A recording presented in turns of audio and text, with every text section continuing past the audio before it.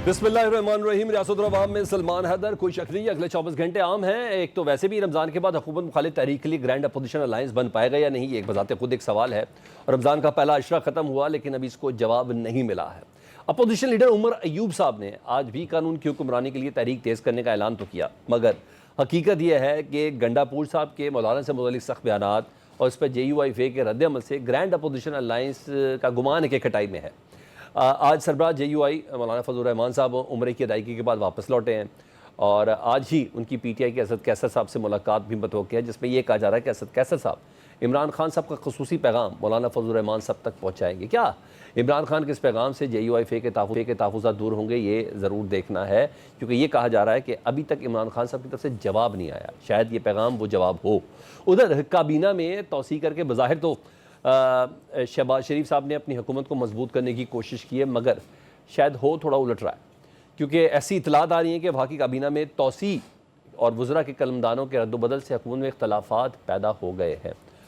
और तो और कोई नहीं, वज़ीर दाखिला मोहसिन नकवी साहब के हवाले से जो सियासी लोग हैं, जो सियासी एनालिस्ट हैं स्पेशली, जिनको पंडित वगैरह भी कह सकते हैं, वो दावा कर रहे हैं कि वो अपने अहदे से सुबुख्तोश हो सकते हैं मोहसिन नकवी साहब, क्योंकि वो परवेज़ खटक साहब के दाखिले के मुशीर बनने और हुकूमत के अंदर से अपने ऊपर होने वाले तनकीद पर नाखुश हैं।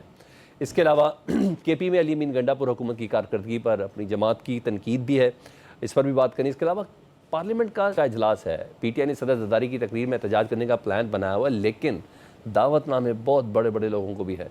इन तमाम मौज़ूआत पर बात करेंगे। मेहमानों से आपका तारुफ कराता चलूँ जी। कादिर मंदोखेल साहब, रहनुमा पाकिस्तान पीपल्स पार्टी, मुबीन आरिफ जट साहब, मेंबर कौमी असम्बली पाकिस्तान तहरीक इंसाफ से जी। अजहर जावेद साहब, सीनियर तज़कियाकार और हमारे बहुत अच्छे दोस्त, वो हमारे साथ मौजूद हैं। सबसे पहले ज़रा मुबीन साहब, मैं आपसे ही गुफ्तगू का आगाज़ करूँ, क्योंकि असल थ्रेट आप ही के लिए ही है, चाहे एक के बजाय 3-3 वज़ीर दाखिला हो जाए। लेकिन आप बताइएगा, स्पेशली परवेज़ खटक साहब से मुतल्लिक़ कहा जा रहा है कि उनको वज़ीर दाखिला बनाया इसलिए गया है, ये मुशीर दाखिला बनाया इसलिए गया है ताकि KPK के अमूर को वो देख सकें। नहीं तो अव्वल तो वज़ीर दाखिला ही काफ़ी थे मोहसिन नकवी साहब। आपको लगता है कि PTI को वो डील कर लेंगे? आपके लिए ख़तरे की घंटी है?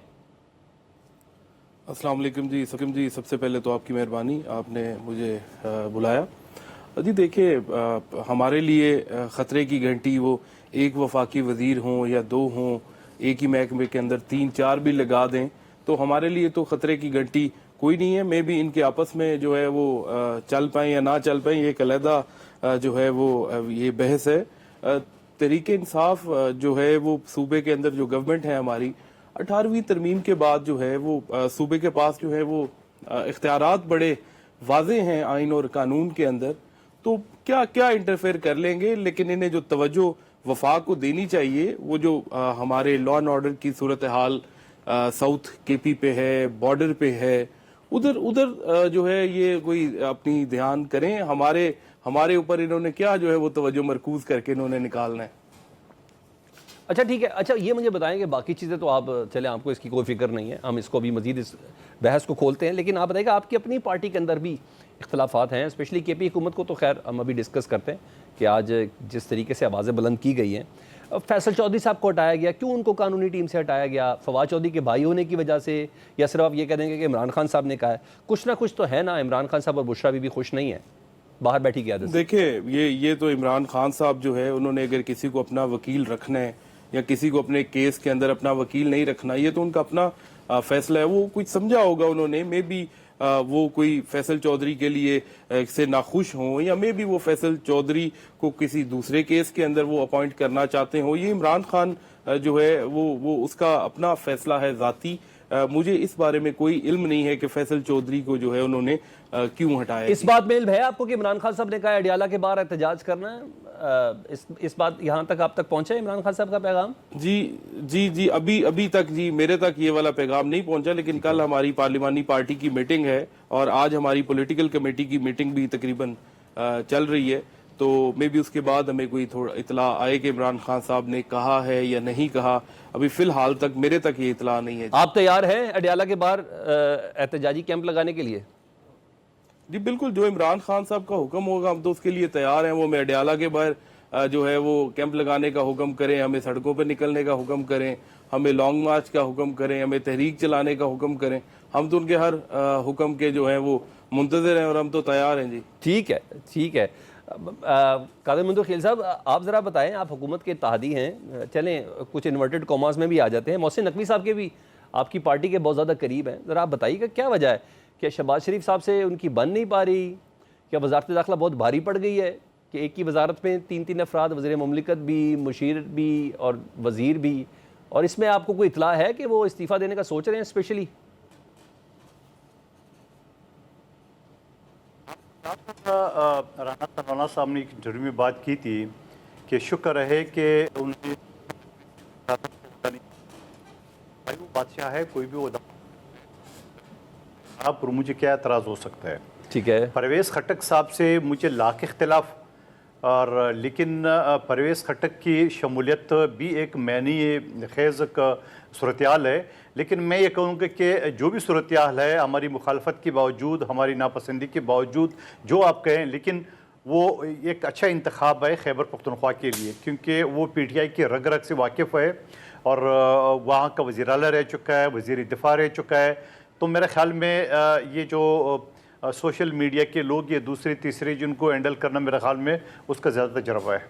अच्छा, सोशल मीडिया के लोगों के लिए वजारत दाखिला रह गई है, इसको तो मुझे तो ऐसा लगता है ये तो वजारत कानून या कोई मुशीर सियासी अमूर अगर लगा दिया जाए तो ज़्यादा बेहतर नहीं ना?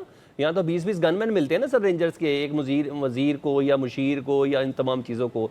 मैं आपकी बात इतने सादा तरीके से कैसे मानूँ सर? ये पूरा हीरा चुन के ले आए, इंटरव्यूज़ किए, 1 साल लगाया, साल लगाने के बाद नून लीग के बेशतर अफराद कहते हैं तो हमसे तो पूछ के भी नहीं लगाया, यानी पार्टी के इसमें कम अज़ कम नवाज शरीफ साहब के कंसेंसस भी शामिल नहीं हैं। तो मैं आपकी बात को इसी तरह आसानी से ले लूँ, समझ जाऊँ कि भाई वो सियासी अमूर के लिए कि एडमिनिस्ट्रेटिव अमूर में जो दाखिला के उसमें वो यूज़फुल होंगे? नहीं, सियासी उमूर में नवाज शरीफ साहब किसी और की शमूलियत को कैसे एक्सेप्ट करेगा, ये तो आप खुद सोचें। सियासी उमूर में तो बिल्कुल नहीं है, चाहे कोई भी कहेगा वो गलत कहेगा। उनको दिफाई उमूर के लिए, क्योंकि वज़ीर आला रह चुका है, वज़ीर दिफा रह चुका है और PTI की बैकबोन कहलाए जाते थे, तो मेरे ख्याल में PTI को टफ टाइम देने के लिए उनका इंतखाब हुआ है, जहाँ तक मेरा ख्याल है। लेकिन उसके अलावा जो सोशल मीडिया की आपने बात की, आप मुझे बताओ कि ये जो डिजिटल दहशतगर्दी, ये किसे कहते हैं? एक शख्स है और 50 रुपए का जो है ना सिम लेके वो सबकी जो है ना वो ऐसे की तैसी कर देगा। आप क्या बिगाड़ेंगे? तो उसको कंट्रोल करना ज़रूरी नहीं है। एक शख्स जो यूरोप में बैठा हुआ है, अमेरिका में बैठा हुआ है और टक्के की उसकी औकात नहीं है, और वो सोशल मीडिया में किसी भी ज़िम्मेदार का, किसी भी आलिम दीन का, किसी भी सियासतदान का जो है ना वो मजाक उड़ाते हैं, तो उसको भी तो कंट्रोल करना ज़रूरी है। और मैं एक दोस्त मेरा अमेरिका में, मैंने उनसे पूछा, मैंने कहा यार ये बताओ, आप अपने मुल्क के सदर के ख़िलाफ़ या आर्मी चीफ के ख़िलाफ़ बोल सकते हो? तो उन्होंने कहा यार सदर आर्मी चीफ तो दूर की बात है, मैं तो आम आदमी के खिलाफ भी नहीं बोल सकता हूँ, वहाँ जो कानून है। मगर हमारे यहाँ क्या है, कोई 50 रुपए का सिम लेके जो मर्जी आप कह दे, उसके लिए कोई लगाम नहीं है, कोई इसको वो नहीं है। और मुझे बताओ, आप तीनों समेत और या हमारे दिखने वालों समेत, आप मुझे बताओ पाकिस्तान में कौन आदमी जो सोशल मीडिया की दहशतगर्दी से महफूज है? किसी भी शरीफ आदमी के खिलाफ कोई भी वो कर ले। एक हमारे एक कॉमेडियन है बलूचिस्तान में, कोयटा के रोजी खान, उसके वो बेचारा मजाक करते रहते हैं, उसके खिलाफ बाकायदा अतूड़ी लेके, कुलाड़ी लेके, बंदूक लेके हम तुम्हें मार देंगे अगर तुमने फलां के खिलाफ मजाक उड़ाया। और भाई क्या है, कौन लोग है? कोई रोकने वाला नहीं है, कोई देखने वाला तो है, इसको कोई कानून नहीं है। मुझे थोड़ा सा मेरी तस्हीह कर दें, समझ रहा हूं आपके आंसर की अंडरस्टैंडिंग की थोड़ी तस्हीह कर दें। इस टाइम ना व्हाइट हाउस के बाहर भी कई एहतजाजी कैंप लगे हुए हैं, 10 डाउनिंग स्ट्रीट के बाहर भी लगे हुए हैं। अजहर भाई से भी बात मैं कर लेता हूँ इस पे। एहतजाज करना, पॉलिसीज़ के खिलाफ एहतजाज करना, तो ये तो हक है। अगर कोई प्रेसिडेंट हाउस के बाहर जाके एहतजाज करना चाहिए, प्राइम मिनिस्टर हाउस के एहतजाज करना चाहिए, तो आपने जिन मुआशरों की बात की उधर तो कोई ऐसी प्रॉब्लम तो नहीं है। देखिए वहाँ प्रॉब्लम नहीं है। मैं आपको बताऊं कि मुझे जब अमेरिका गया था, गालबन 2016 में गया था, तो वहाँ पे जो है ना वो तालिबान की तस्वीर लगाई थी व्हाइट हाउस के गेट के ऊपर। ठीक है, तस्वीर नहीं लगाई थी, एक शख्स था जिसने शलवार कमीज पठान कौलिया को या तालिबान कौलिया को और प्ले कार्ड उसने हाथ में लिया हुआ था। गालबन बुश का जमाना था, you want to kill Bush से यस और नो।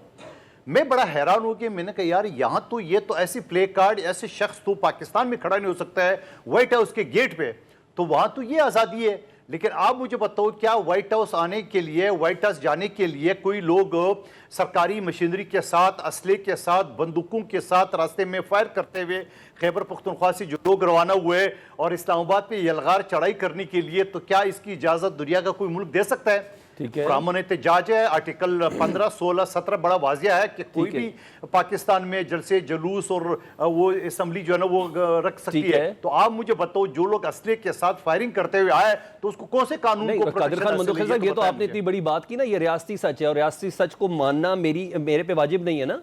दूसरी तरफ का भी मौकफ देखना है। मैं आ जाता हूं भी आपके पास कि असले लेके आए, बाद में तो वो भी पता चल गया जिस बंदे की गाड़ी के नीचे रेंजर से एहलकार कुचले गए थे, शहीद हुए थे, अब तो उसकी भी जमानत हो चुकी है। मैं आता हूं, ये बहुत बड़ी स्टेटमेंट है आपकी, मुझे इस पर आपसे बात करनी है। अजहर भाई, आप जरा बताइएगा, आपको लगता है काबीना में नए अफराद की शमूलियत खुद हुकूमत के लिए थोड़ी प्रॉब्लम कर सकती है, कोई टूट फूट हो सकती है, स्पेशली मोहसिन नकवी साहब की इन रिजर्वेशंस के साथ, कि परवेज खटक साहब से मुतल्लिक उनसे पूछा भी नहीं गया? बहुत शुक्रिया सलमान। सूरत यह है कि इस वक्त पाकिस्तान को सियासी इस्तेहकाम की ज़रूरत है। जहाँ तक मुजाहरों की बात है, अपने रद्द-ए-अमल देने की बात है, वो पाकिस्तान का आइन गारंटी करता है। अगर तहरीक इंसाफ किसी मामले पे एहतजाज करना चाहती है, अडयाला जेल के बाहर बैठना चाहती है, पार्लियामेंट के बाहर बैठना चाहती है, कहीं भी एहतजाज करना चाहती है, लेकिन पुरम वो उनको करने दिया जाना चाहिए। ये हमारा आइन गारंटी करता है तहरीर और तकरीर की, एहतजाज की, जलसे जुलूसों की। बात यह है कि अब मसाइल जो आए हैं कि वो जो पीछे लॉन्ग मार्च हुए, हमारी एक तारीख है 2014 से लेके अब तक। अगर हम देखें, धरनों की जो सियासत है उसने पाकिस्तान को बहुत ज्यादा नुकसान पहुंचाया है। आप 2014 में अगर शुरू हों, जो कुछ पार्लियामेंट के सामने हुआ, इतने देर धरने हुए, उसके बाद भी धरने हुए, लेकिन धरनों से कभी कोई सियासी मकसद हाल नहीं हुआ। ये हमारी तारीख शाहिद है। उस वक्त सबसे बड़ा धरना करार दिया जाता था जो इमरान खान साहब ने पार्लियामेंट के बाहर दिया तारुल कादरी से मिल के, लेकिन उसके नतीजे में भी वो वक्त के वजीर आजम को नहीं हटा सके। अब भी सूरत हाल ये है कि तहरीक इंसाफ के लोग जो हैं वो मेरा ख्याल अब सियासी इस्तेहकाम की तरफ जाना चाहते हैं। वो बड़ी हद तक इस सिस्टम का हिस्सा बन चुके हैं। अभी मेरे दोस्त जो मुबीन आरिफ साहब हैं, उनको भी इवन नहीं पता कि कोई एहतजाज की कॉल आनी है, नहीं आनी, या क्या नहीं होना। तो ये जो फैसले हैं इस वक्त अडयाला जेल में जो कैद इनके लीडर हैं, वो अपनी पसंद नापसंद पर करते हैं। और इस वक्त सबसे बड़ा तरीके इंसाफ के लिए जो मसला है वो इमरान खान साहब की रिहाई है। वो ये चाहते हैं कि इमरान खान साहब रिहा हो, और इमरान खान साहब भी यही चाहते हैं कि उनको किसी भी तरीके से जो भी मामलात हों वो सियासी वो उनको रिहाई मिले। जहां तक मैं आपको ये बात है हुकूमत में काबीना में तोसी की, तो ये सारा कुछ तमाम स्टेक होल्डर्स की मर्जी से हुआ है। मोहसिन नकवी साहब भी टोटल उस पे ऑन बोर्ड थे। शहबाज शरीफ साहब एक अकलियती हुकूमत को लेके चल रहे हैं, जिसमें कि पीपल्स पार्टी एक बड़ी फ्रीक है, लेकिन वो काबीना में शामिल नहीं है। लेकिन सदर आसिफ अली जरदारी साहब और शहबाज शरीफ साहब के दरमियान जो एक ताउन है, या दोनों जमातें जो हैं, चार्टर ऑफ डेमोक्रेसी जो बेनजीर भुट्टो शहीद मोहतरमा और नवाज शरीफ साहब के दरमियान हुआ था, उसके पेश नज़र वो एक दूसरे को नहीं गिराएंगी, ना ही वो इस किस्म का कोई मसला खड़ा करेंगी कि इस वक्त जो पाकिस्तान नाजुक सूरत हाल में है वो उसको कोई नुकसान पहुंचे। अच्छा, तो ये जोड़ कितना मजबूत है? क्योंकि आपने अभी जवाब के आगाज में कहा पॉलिटिकल स्टेबिलिटी ऐसे तो नहीं आनी ना, ताकत के जोर से तो नहीं आनी। वो जाहिर बात है, इमरान खान साहब की रिहाई हो या तमाम स्टेक होल्डर्स एक साथ जाके बैठे तभी हो। इस सिलसिले में जो अपने तय जो कोशिशें हो रही हैं वो तो अपनी जगह पर है। लेकिन आप मुझे बताइएगा, परवेज खटक साहब, आपको क्या लगता है? तो आपने कहा तमाम स्टेक होल्डर में मियाँ मोहम्मद नवाज शरीफ साहब भी तो है ना, जिनसे मुतल्लिक नून लीग कहती है कि उनकी मर्जी के बगैर एक पत्ता भी नहीं हिलता, हुकूमत के तमाम मामला हर चीज़ उनको एतमाद में लेके हो, काबीना के अरकान हो। ज़रा ये भी आपको बता दें कि क्या परवेज़ खटक साहब की मंजूरी मियाँ मोहम्मद नवाज शरीफ साहब से मिली होगी, ये बताएं। और ऐसे मौके पर जब मोहसिन नकवी साहब के ऊपर राना सनाउल्लाह साहब ही तनकीद करते हों, वो बताते हो कि पैसा कमाने का सबसे ज़बरदस्त पीसीबी का वो है, वो कहते हो कि भाई वो इतने मजबूत हैं, वज़ीर आज़म भी लग सकते हैं, ये तमाम चीज़ें कैसे एक साथ हैं? इसका मतलब है किसी ने ज़बरदस्ती जोड़ के रखा हुआ है ना, दिल में तो बहुत गुबार है। देखें, जोड़ के जबरदस्ती किसी ने रोका हुआ। इस वक्त जो दो बड़े इस वक्त हमारे हुकूमती सबसे बड़े सरबराह हैं, उसमें जनाब आसिफ अली जरदारी साहब हैं, जिन्होंने अपनी तारीख से सीखा है, जिन्होंने सियासत जो है वो एक मैदान में रह के सीखी है। उनको सियासत के ऊंच नीच का पता है, उनको पता है कि हुकूमत जो है वो किस तरह चलानी है, क्या करना है और किस तरह चलना। दूसरी तरफ शहबाज शरीफ साहब हैं, जो पिछले 2.5 साल का जो एक पीडीएम का एक दौर था उसको वो लेके चले, तमाम इत्तेहादियों को साथ लेके चले।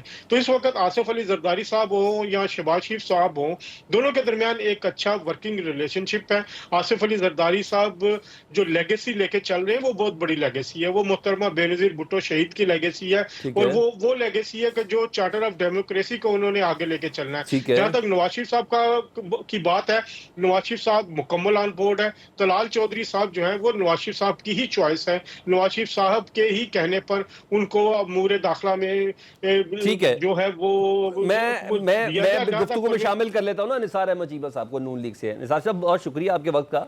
ये बताइएगा, आप समझते हैं कि पाकिस्तान की वजारत दाखिला में इतनी जान है कि इसमें एक वजीर भी चाहिए तगड़ा और एक मुशीर भी चाहिए सियासी और एक अदद और वजीर मुमलिकत भी चाहिए, तो आप समझते हैं कि इतनी गुंजाइश है इस वक्त कि ये ज़बरदस्ती किया गया है, मौके की नज़ाकत ऐसी है या कहा गया है इस वजह से करना ज़रूरी है?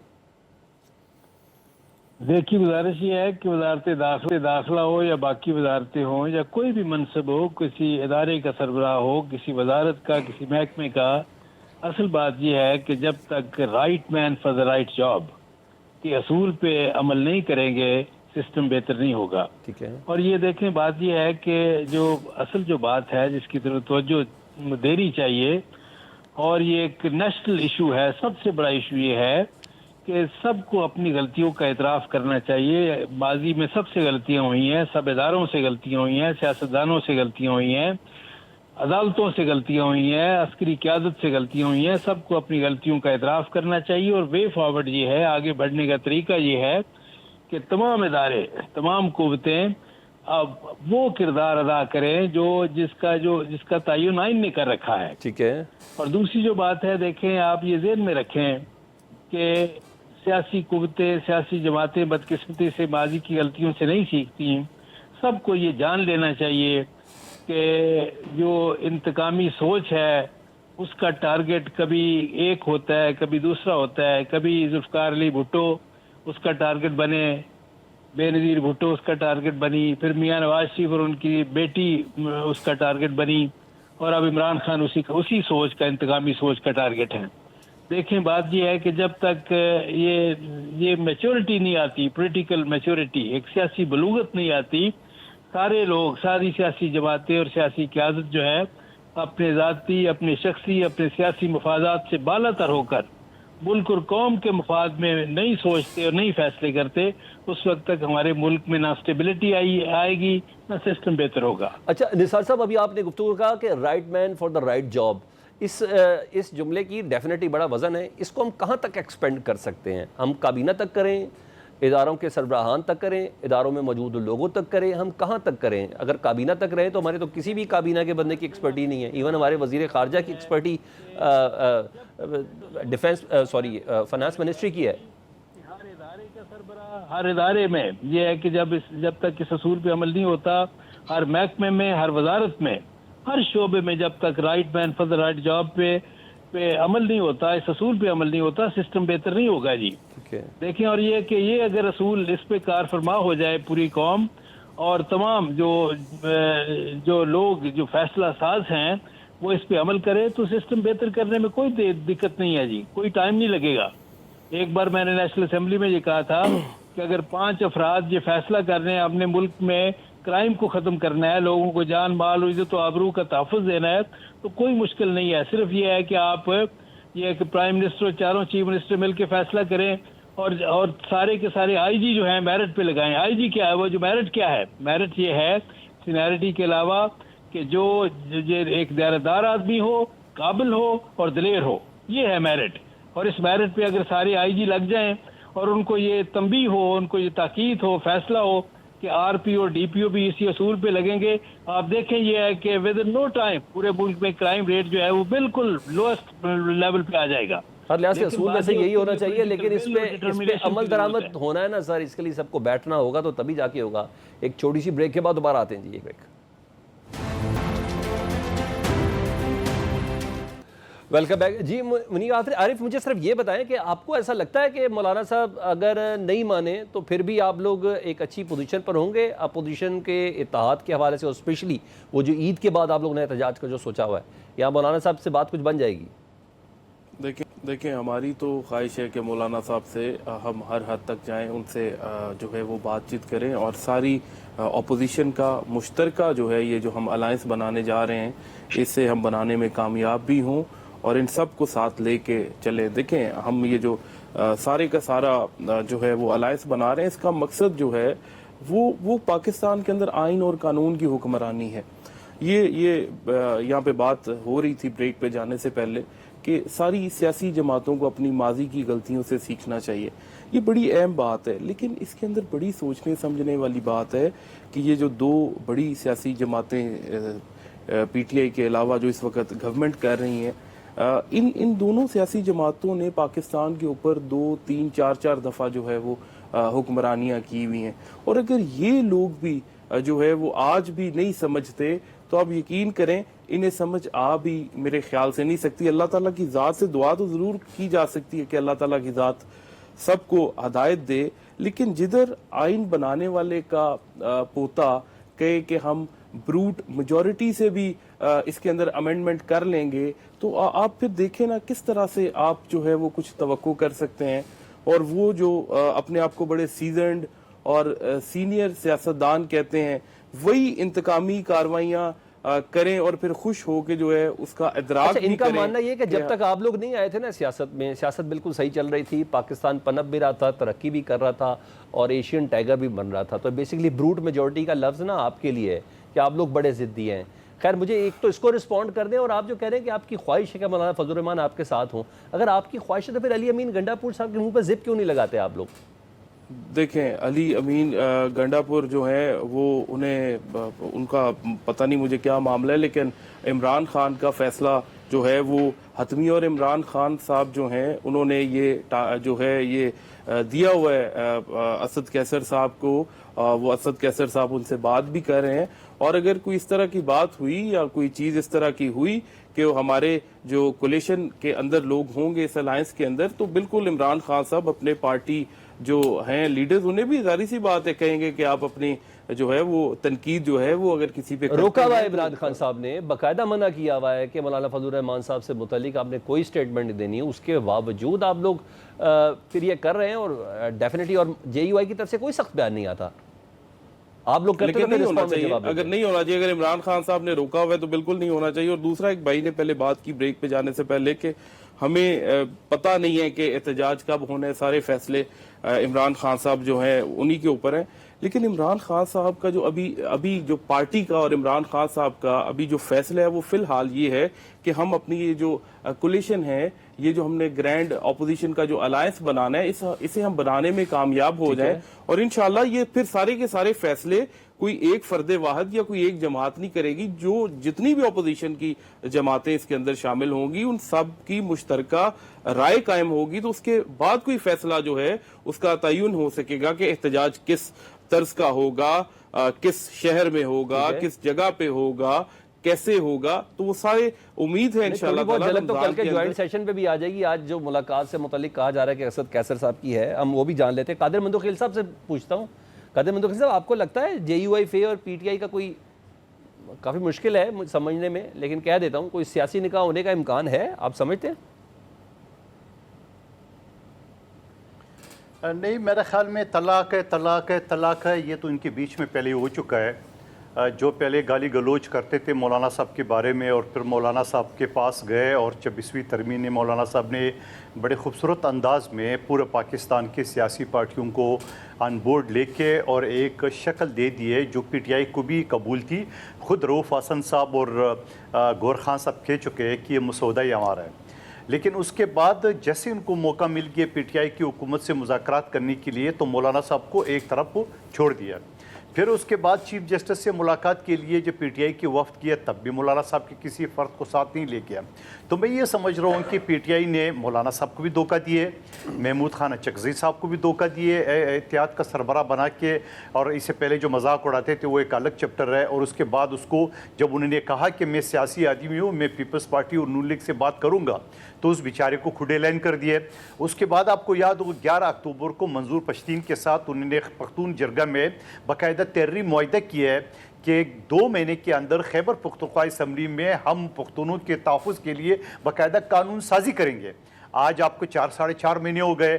अख्तर मेंगल के साथ जो तहरीर मुआहदा की मिसिंग पर्सन था वो आपके सामने है, और फिर एमक्यूएम के साथ जो उनकी ज़बान थी, मुआहदे थे, वो आपके सामने है।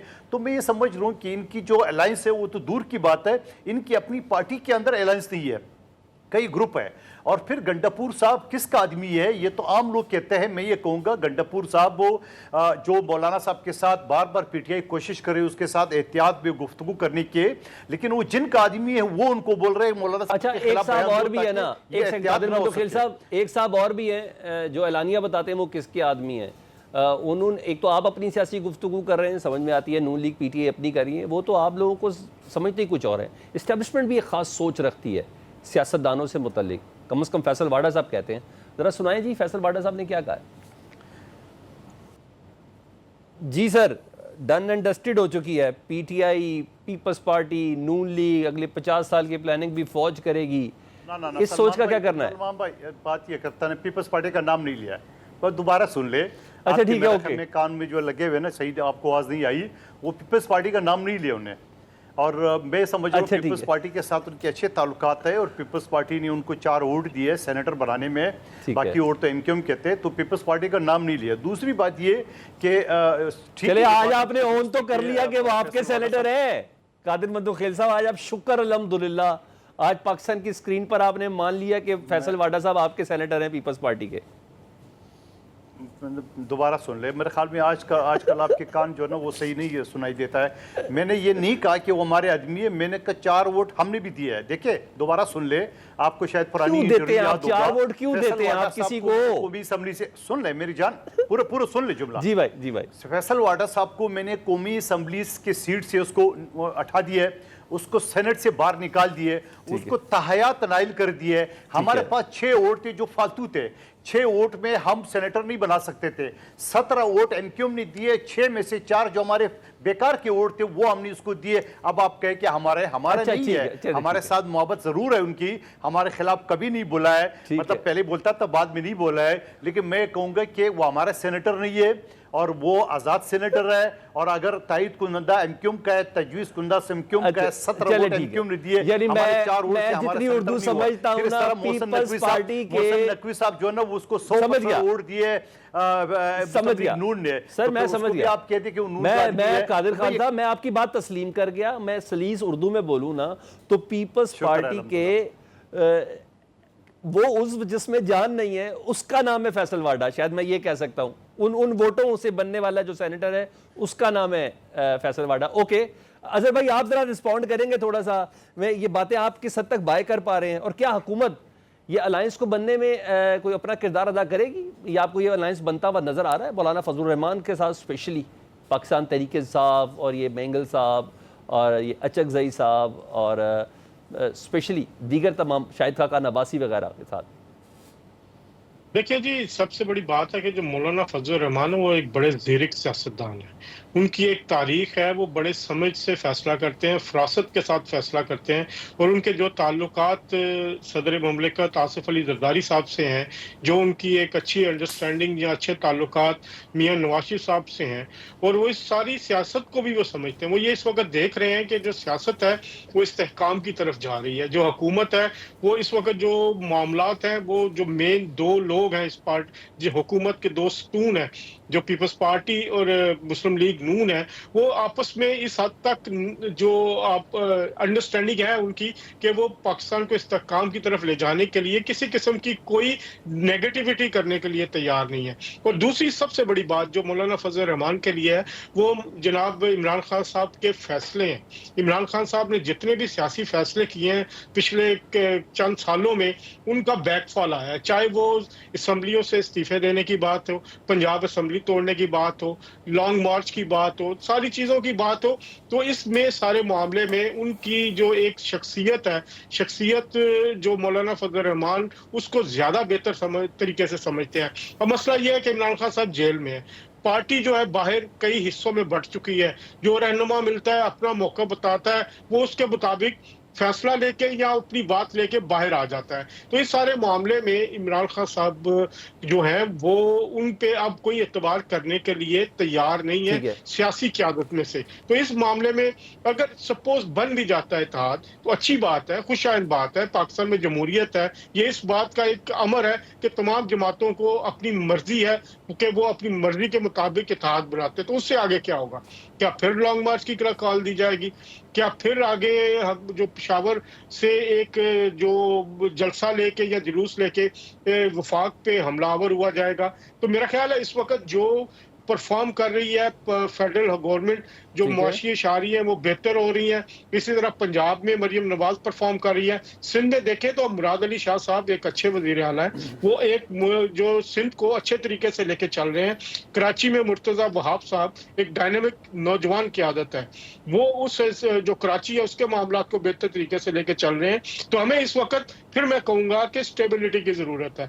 पीपल्स पार्टी और मुस्लिम लीग नून में जितनी लड़ाई रही है, जो मामला रहे हैं, शायद ही किसी में रहे हो, लेकिन दोनों इस वक्त उस चार्टर ऑफ डेमोक्रेसी के तहत जो कि मोहतरमा बेनजीर भुट्टो ने साइन किया था और नवाज शरीफ साहब ने साइन किया था, वो किसी किस्म की खराबी नहीं चाहते। इस मुल्क को 3-4 साल दे ले, मुल्क मुस्तहकम हो जाए तो सियासत होती रहेगी।